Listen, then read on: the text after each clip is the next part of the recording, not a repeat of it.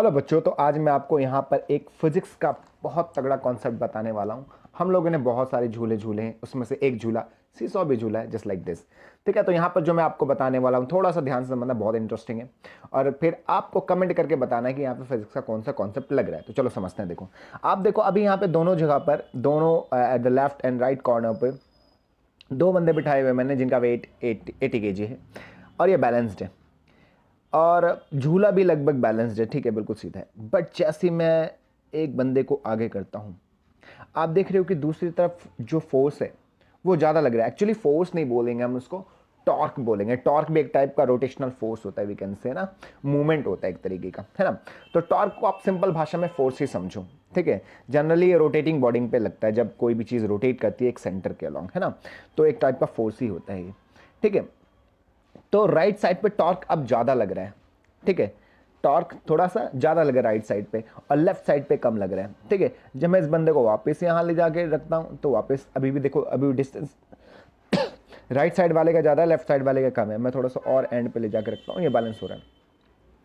अब मैं इस बंदे को अगर आगे लेकर आया तो हमें तो पता है कि राइट साइड पे फोर्स ज़्यादा लगने, अगर किसी 20 किलो के बंदे को ला के बिठाऊँ तो आप देख रहे हो 100 kg हो गया, तब भी राइट वाला ही वेट ज़्यादा है।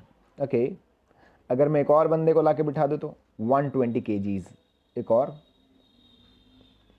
120 kg के बाद अगर मैं एक और ला के बिठाऊँ, यस, अब जाके 120 के बाद 140 kg के बाद अब वो बंदा ऊपर हुआ है। अगर मैं एक भी हटा देता हूँ तो वापस 80 kg होने के बावजूद भी वो 120 kg वाले को बैलेंस कर पा रहा है। तो यहाँ पे हो क्या रहा है एग्जैक्टली, बेटा जो टॉर्क है ना, रोटेशनल फोर्स, वो डिपेंड करता है सेंटर से डिस्टेंस का। ठीक है, किस पे डिपेंड करता है बेटा, सेंटर से डिस्टेंस।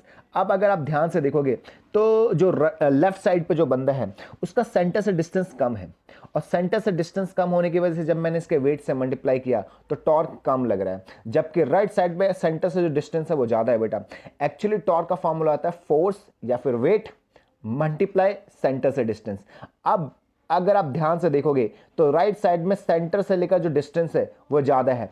सेंटर से डिस्टेंस ज्यादा होने की वजह से जब मैंने वेट को मल्टीप्लाई किया तो टॉर्क बढ़ गया, जबकि लेफ्ट साइड पे डिस्टेंस कम होने की वजह से जब मैंने उसके वेट से मल्टीप्लाई किया तो टॉर्क घट गया। बेटा इस वजह से लेफ्ट साइड पे टॉर्क कम है और राइट साइड पे टॉर्क ज्यादा है, और इसी टॉर्क की वजह से राइट साइड का वेट नीचे की तरफ हो रखा है। ठीक है, और वापस अगर मैं उसी को उसी पोजीशन पे बिठाऊं तो दोनों जगह से सेंटर का डिस्टेंस इक्वल हो गया, इसलिए जब मैंने इनके वेट से मल्टीप्लाई किया तो टॉर्क भी बराबर हो गया। तो जिसकी वजह से बैलेंस हो गया। आप मुझे बताओ ये फिजिक्स का कौन सा कॉन्सेप्ट है, कमेंट करो।